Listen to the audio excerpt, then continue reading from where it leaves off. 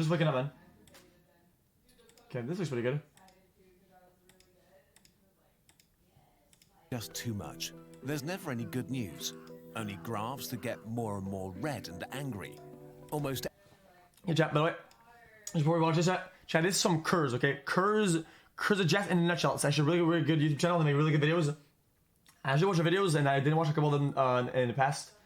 Because when it's about space, I kind of get bored. But these look pretty good. And that's a new one. So I usually watch them on stream, but you could probably watch it on your own as well. Pog. Climate change is just too much. There's never any good news. Okay. There you go. I said. Only graphs that get more and more red and angry. Almost every year breaks some horrible record, from the harshest heat waves to the most rapid glacier melt. It's endless and relentless. We've known for decades that rapid climate change is being caused by the release of greenhouse gases. But instead of reducing them, in 2019 the world was emitting 50% more CO2 than in the year 2000. And emissions are still rising. Why is that? Why is it so hard to just stop emitting these gases? Dude, just lol.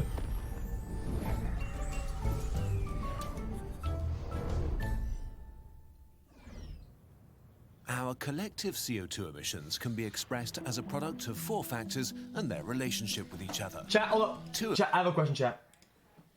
I have a question. This sounds really, really bad, okay? But it's a general question, okay?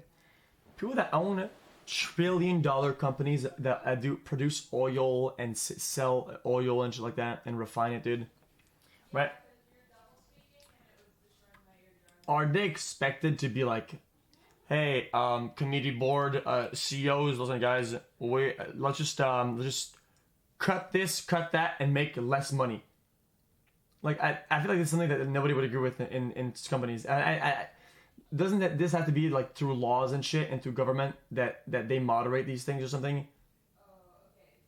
So obviously they're never gonna stop making money. Like nobody's ever gonna agree on a fucking meeting of the board to fucking make less money. That's just not. It's not a thing people do. Right. Two of them explain why worldwide CO2 emissions are still rising, and 2 explain how we can stop that. Population size, economic growth, energy intensity, and emissions per energy unit produced. Number 1, population size. People need food, homes, and clothing, and they demand luxury products from iPhones to $1 cheeseburgers. Okay, asking company to be less greedy is kind of like asking wet floors to stop making you slip. Okay, it's just not a thing. More people, higher CO2 emissions. It's a very simple equation. The global population is growing, and according to the UN, it will level off at about 11 billion in 2100, which is 40% more than today. The only way to slow down this growth is investment in healthcare and access to contraception and education in developing countries. But even with massive investment, it will take a few decades for the effects of lower birth rates to manifest themselves. So the global population will keep growing for the foreseeable future, and as a consequence, global CO2 emissions will rise over the next few decades. Number 2, growth or getting richer. But it's not just about our numbers. The richer and more developed we are, the more emissions our lifestyle produces. A programmer in the US has a higher CO2 footprint than 50 farmers in Uganda. The world's wealth is growing almost everywhere. And although it's far from evenly distributed, economic growth has led to the highest standards of living and the largest reduction in extreme poverty in human history. Growth has become the dominant mantra of the world's economies. Guys, even though these are interesting statistics, I feel like the farmer thing, it's kind of a weird comparison, because don't they have like less technology and less access to things that have a footprint? So it's kind of like intended that they don't have one because they can't have one in some sense. No matter what kind of political system. Oh, that's the point. It's unlikely that rich countries will give up the concept of growth anytime soon. But even if they were to, developing countries want to become rich too. For billions of people, the end of growth would probably mean staying poor, and so developing countries are not willing to stop growing their economies. All in all, we can be sure that growth as a guiding economic ideology is not going to go away anytime soon. More countries and their citizens around... Guys, I hate stopping the video, okay, but guys, I'm sorry, chat. Guys, I have to. Guys, developing countries want to make more money, so they become not developing. They become developed and big, like the America of our time. But then you look at America and the big countries, and they're all in debt. So it's like, what? Oh, I get it now. Forget it. The world will grow and become richer, while the rich economies will continue to grow. Oh, it makes sense. I forget it. There are some signs I had another line of thought, but CO2 emissions, but we're not close to that. I answered my yet. question at the same time. As a consequence of this growth, CO2 emissions will rise. Okay, so far we've learned that because of population growth and economic growth, humanity's CO2 emissions will increase, which is the opposite of what should be happening. We need to slow, peak, and then reduce annual emissions. The next two factors describe how we can actually do this. Number 3, energy intensity. Energy intensity describes how efficiently we use energy. A street food vendor in rural Brazil might burn coal to cook, while a street food vendor in France might use an induction stove powered by nuclear energy. The latter is way more efficient. The more efficient something is, the less energy we need to do something. Let's Be it powering a metropolitan area RGB. or grilling a kebab. So making our technology more efficient and coming up with more efficient ways to organize our societies is one of the most important ways to reduce the modern world's CO2 dependency. This can mean everything from reducing power consumption with AI, the electrification of the transportation and industrial sectors, or sustainable concrete production. The opportunities for improvement are almost limitless, and human ingenuity can run wild. But we know that increasing efficiency alone will not be enough, mostly for 3 reasons. 1. Direct rebound effects. This means that once something becomes more efficient, it's used more, and so overall the increased efficiency does not lead to a reduction as impressive as you would first think. Or worse, sometimes more efficiency makes humans not use less of a resource, but more of it.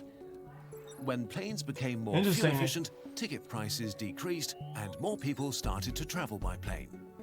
So making things more efficient does not automatically mean less energy use in total. It might have the opposite effect.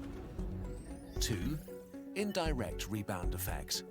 Sometimes when you save money on a thing that's become more efficient, you might spend it elsewhere.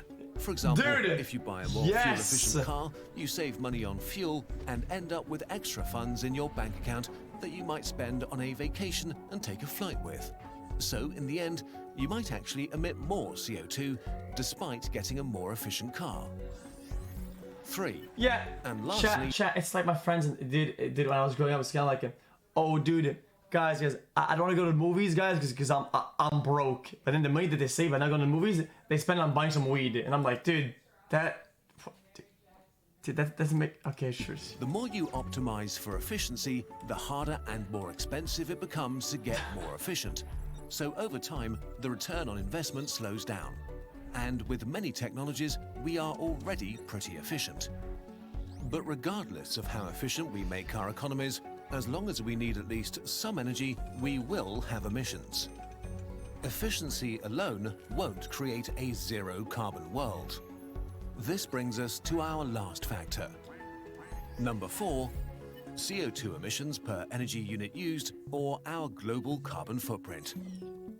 Humanity's global carbon footprint is the CO2 released per energy unit generated.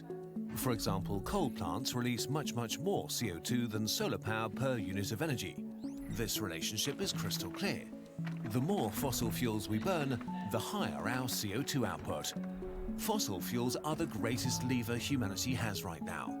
Of course, it's impossible to shut down coal and oil overnight without throwing society into chaos. But the reality is that we're not doing nearly enough to keep fossil fuels in the ground and use lower carbon alternatives. Right. We need to do 2 things to speed the transition away from fossil fuels. First, we need to use the real leverage we have today with today's technology. There are a lot of things we can do extremely quickly. We can leave nuclear power plants online longer. We can cut subsidies to the fossil fuel industry and funnel them into renewables. We can price carbon emissions harshly and increase the price each year to create strong incentives for the world's industries to transition. True. We can enforce strict standards for energy efficiency and for any type of new construction. We can phase out fossil fuel vehicles. Next, we also need to invent new and better technology. Without new technologies and innovation, it will be impossible to achieve a zero CO2 emission world, be it from technologies like carbon capture or a new generation of nuclear power plants to new batteries that revolutionize the energy storage from renewables. But innovation takes time, years and decades, and we don't have this time. Every year, we keep adding more carbon to the atmosphere. This means we can't keep relying on innovation alone. We need to find ways to reduce emissions today while we invent what we will need in the future. The less fossil fuel we burn over the next few years, the more time we give innovation to catch up. The more low-carbon energy infrastructure we build today, the more we can compensate for economic growth and the people born today. Sounds like some free content for me. The more coal power plants in construction we stop from being finished, the more CO2 we save. Right. Neither innovation nor the alternatives we're using today alone can solve rapid climate change. But innovation, together with a decisive move away from fossil fuels where it's possible today, could do it. Solving climate change will be complicated. We have to account for the needs of billions of people and the reality that right now, society runs mostly on fossil fuels. Chat, can I be honest, chat? This will not change overnight, That but was a it good needs video, to though. change as quickly as possible. And it is still very much possible. We'll look at different aspects of climate change. Guys, I feel like if the solution is that the big companies that make the most money need to make, need to change what. I think that's unreasonable to think that the big oil company will like slowly transition towards like a renewable. It's right. How to solve it? I think like small things like social pressure play a big role. Like there used to be a time, maybe you guys are a little bit younger, but I'm not kidding. There used to be a time where littering wasn't even that bad. Like people would litter often, right? And then people started being like, dude, you're littering. Fuck's wrong with you, man? You're kind of weird. And then less and less people peer pressure and social pressure, people just stop littering. And that's kind of weird. Same a little bit with cigarettes in public, right? And I feel like if that becomes more of a thing with like car, like, oh, dude, you have a car with that uses gas, psh, bruh, right? And that plays a big role, I think, in society. In more videos, let us know what kind of stuff you want to know more about. Here on YouTube, or join us in our Over subreddit. time, but This video is part of a series about climate change supported by Breakthrough Energy, a coalition founded by Bill Gates that's working to expand clean energy investment and support the innovations that will lead the world to net zero carbon emissions. Also, a special thanks to the team at Our World in Data for helping us out with data and research. cool.